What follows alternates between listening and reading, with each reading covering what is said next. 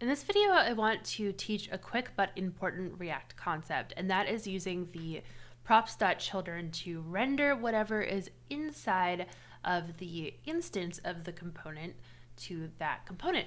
So I have this button component, and what I'm going to do is make it accept props. And then on the button, I'm going to say Props.Children.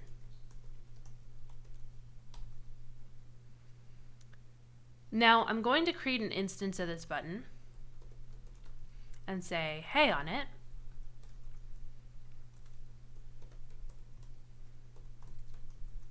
I'll also say hello on another one, so you can see that no matter what I pass inside of this button, it will render on that button, similar to HTML.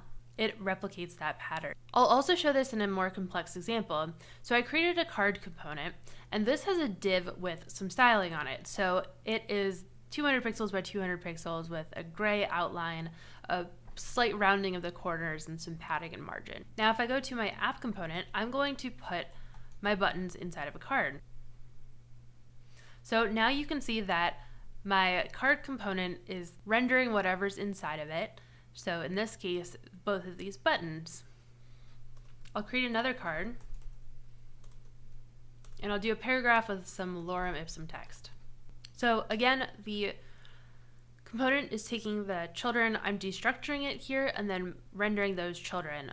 So just like that, I can create really flexible components that can contain other components within them.